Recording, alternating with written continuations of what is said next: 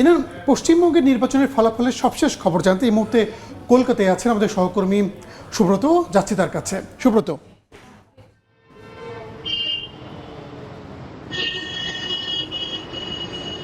দেখুন, ভারতের প্রধানমন্ত্রী উনি যখন নির্বাচনী প্রচার প্রচারণায় এসেছিলেন তখন তিনি বলেছেন যে তাদের লক্ষ্য অঙ্গ, বঙ্গ, কলিঙ্গ এই তিনটি জায়গাতে দখল নেয়া। অঙ্গ এবং কলিঙ্গ দুটো দখল নিলেও বঙ্গকে কিন্তু দখল নিতে পারেনি, এবং সেই অভিষ্ট লক্ষ্য নিয়েই এবার কিন্তু বিজেপির কেন্দ্রীয় নেতৃত্ব, বিজেপির 19টি রাজ্যের প্রায় অধিকাংশ মুখ্যমন্ত্রী এবং তাবর তাবর নেতারা প্রায় 45 দিন ধরে একেবারে চষে বেরিয়েছেন সর্বত্র।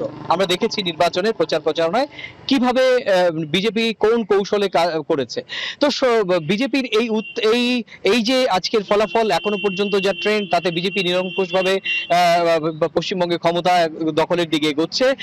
বিজেপির উত্থান ঠিক কি রকম ভাবে বিজেপির উত্থান হয়েছে সে বিষয়ে আমরা কথা বলেন যে জানতে চাইবো কলকাতার সংবাদ প্রতিদিন পত্রিকার ডেপুটি নিউজ এডিটর শীর্ষেন্দু চক্রবর্তীর কাছে। শীর্ষেন্দু, আপনাকে সময় টেলিভিশনে স্বাগত।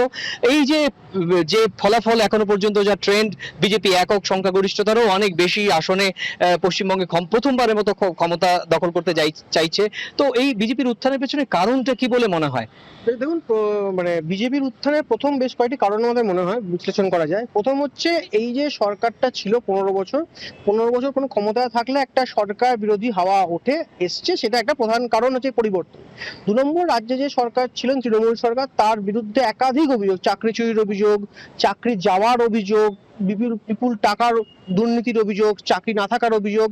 সেখানে রাজ্যের এক সিনিয়র মন্ত্রীর বাড়ি থেকে 50 কোটি টাকার বেশি উদ্ধার হওয়া, এই যে একাধিক দুর্নীতি, একাধিক অভিযোগ, এইটাকেই কাজে লাগানো হয়েছে বা কাজে লাগিয়েছেন বিজেপি। কারণ মানুষের একটা জেনজি প্রজন্মের একটা সরকার বিরোধী, মানে বিজেপি তৃণমূল বিরোধী একটা মানসিকতা তৈরি হয়ে গেছিল যে এরা আমাদের চাকরি দিতে পারছে না, আমরা আমাদের উপকার করতে পারছে না, যে সরকার উপকার করতে পারছে তাকে সরিয়ে দেবো।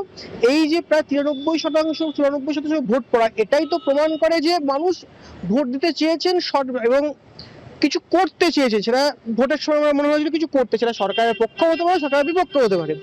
আজ ফল প্রকাশের পর আমরা দেখতে পাচ্ছি এটা সরকারের বিপক্ষে। তার কারণ মানুষ নিশ্চয়ই ভেবেছিলেন যে এতদিন তো কখনো 34 বছর বামেদের দেখেছি, 15 বছর তৃণমূল দেখেছি, অন্য কিছুটা দেখি যে কোথাও কি একটা পরিবর্তন হলে আমরা ভালো থাকতে পারি। আমার আপনার কাছে দুটো প্রশ্ন রাখবো পরপর। এটা রাখবো, ধর্মীয় মেরুকরণটা কি কাজে লেগেছে কিনা? কারণ বিজেপি প্রচার প্রচারণায় ধর্মীয় মেরুকরণ, এবং শুভেন্দু অধিকারী আজকে বলেছেন ইভিএম দুটো ভাগে বিভক্ত হয়েছে, একটা হিন্দু ইভিএম, একটা মুসলিম ইভিএম।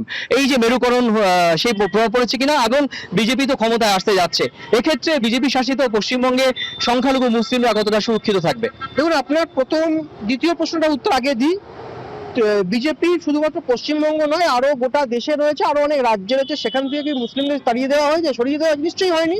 সুতরাং এইটা একটা এখনই কোনো নির্দিষ্ট সীমারেখা টানা ঠিক নয় যে তৃণমূল বিজেপি আসা মানেই মুসলিমরা নিরাপত্তাহীনতায় ভুগবে, তাদের তাড়িয়ে দেওয়া হবে। যেটা বিজেপির নীতি বা বিজেপির যেটা উদ্দেশ্য, যে একটা থাকে হিন্দু ভোট ব্যাংক অনেকটা বিজেপির পক্ষে ছিল, আছে। তবে মুসলিম ভোট ব্যাংকও নেই এমন কথা বলা যায় না। নালে অন্য দেশে আসবে কেন, নালে অন্য রাজ্যে আসবে কেন, নালে পশ্চিমবঙ্গের শুধুমাত্র হিন্দু ভোট ব্যাংকে ভর করে তো হতে পারে না। নিশ্চয়ই মুসলিম বা সংখ্যালঘু মানুষরা ছিলেন পাশে। আর একটা দেখুন, সব জায়গাতেই আছে, আপনি যে দেশ থেকে চ্যানেল, সেই বাংলাদেশেও আছে, সংখ্যালঘুদের ওপর কিছু একটা কোথাও গিয়ে চাপ থাকে, সেটা হয়তো থাকতেও পারে, সেটা ভবিষ্যতে বলবো। সেটা সাধারণ একদম ওই অঙ্ক। সব মিলে কি আশা করি তৃণমূলের পক্ষ থেকে এখনো পর্যন্ত ফলাফলের বিষয়ে মেনে নেওয়ার কোনো আভাস নেই? তৃণমূল নেত্রী মমতা বন্দ্যোপাধ্যায় বলেছেন যে শেষ পর্যন্ত সন্ধ্যা হওয়ার আগ পর্যন্ত তারা মাটি কামড়ে থাকবেন। নির্বাচন কমিশন এবং বিজেপির বিরুদ্ধে একই রকম ভাবে ঢালাও অভিযোগ করছেন। এই ফলাফল কি তিনি মেনে নেবেন আদৌ?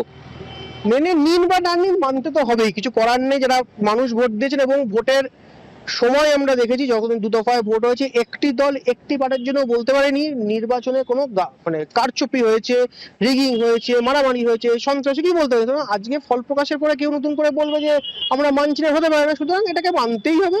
মানুষের রায়, মানুষ চেয়েছেন পরিবর্তনের। আমরা কেরল বারবার দিকে প্রতি 5 বছর ধরে সরকার পাল্টাচ্ছে, পশ্চিমবঙ্গ পাল্টেছে, নতুন করে এসছে, নতুনকে ধরতে হবে। এরা যদি না করে তখন অন্য কোনো দলকে ক্ষমতায় আসবে। একটা প্রশ্ন করতেই হচ্ছে যে পশ্চিমবঙ্গের সঙ্গে যখন ক্ষমতা আমরা দেখেছি যে এর আগে তিস্তা ইস্যু একটা বড় ইস্যু, মমতা বন্দ্যোপাধ্যায়ের আপত্তিতে তিস্তাতে ভেস্তে গেছে কয়েকবার। বিজেপি সরকার বারবার বলেছে যে বিজেপি যদি ক্ষমতায় আসে তিস্তা চুক্তি বাংলাদেশের সঙ্গে খুব সুন্দরভাবে করা হবে। তো বিজেপি তো ক্ষমতায় আসতে চললো, তো তিস্তা চুক্তি নিয়ে আপনার কি মনে হয় কোনো ইতিবাচক কোনো বার্তা বা সম্ভাবনা আছে কিনা? দেখুন, তিস্তা চুক্তি নিয়ে প্রথমে আমার ব্যক্তিগত যে মত বলতে গেলে আমি তিস্তা চুক্তির পক্ষে। তিস্তা চুক্তিতে বাংলাদেশের মানুষের পানি যেটা আবশ্যিক এবং তাদের ন্যায্য দাবি সেটা পূরণ হতে পারে। এবং কেন্দ্রে যখন বিজেপি রয়েছে, পশ্চিমবঙ্গে বিজেপি আসছেন এবং যাকে হাই কমিশনার করে পাঠানো হচ্ছেন তিনি বিজেপির নেতা, সেই দীনেশ ত্রিবেদী। সুতরাং এই একটা ইতিবাচক এবং সুন্দর পরিবেশ তৈরি হচ্ছে। আশা করা যায়, যেটা মমতা বন্দ্যোপাধ্যায় একমাত্র আপত্তি যে তিস্তাটা হয়নি, নতুন যে সরকার পশ্চিমবঙ্গ এবং কেন্দ্রে থাকছেন এবং দীনেশ ত্রিবেদী যিনি হাই কমিশনারে যাচ্ছেন, ইতিবাচক পদক্ষেপ আমরা দেখতে পারি। অনেক ধন্যবাদ। শীর্ষেন্দু চক্রবর্তী আমাদের সঙ্গে ছিলেন। আপনার শীর্ষেন্দু চক্রবর্তী যেটা বলছিলেন যে বিজেপি সরকার এখন ক্ষমতার নেবার দ্বার প্রান্তে, ভারত এবং বাংলাদেশের সঙ্গে সম্পর্কের ক্ষেত্রে, উন্নয়নের ক্ষেত্রে তিস্তা নিয়ে যে কাটা রয়েছে সেই কাটা সম্ভবত তিস্তা কাটা আর থাকবে না। হয়তো তিনি আশা করছেন যে তিস্তা চুক্তি হতে পারে। তো সব মিলিয়ে নির্বাচনের যে ভোটের যে ফলাফল, সেই ফলাফল এগিয়ে যাচ্ছে। বিজেপি এককভাবে সংখ্যাগরিষ্ঠতার পথে। তৃণমূল কংগ্রেস এখনো পর্যন্ত আনুষ্ঠানিকভাবে তাদের বা হারের বিষয়ে বা পিছিয়ে পড়ার বিষয়ে প্রতিক্রিয়া জানায়নি। তো সব মিলিয়ে ভারতের পশ্চিমবঙ্গের বিধানসভা নির্বাচনের ফলাফল নিয়ে এই ছিল আমার কাছে এখন এই সব শেষ। সুব্রত, আপনাকে ধন্যবাদ।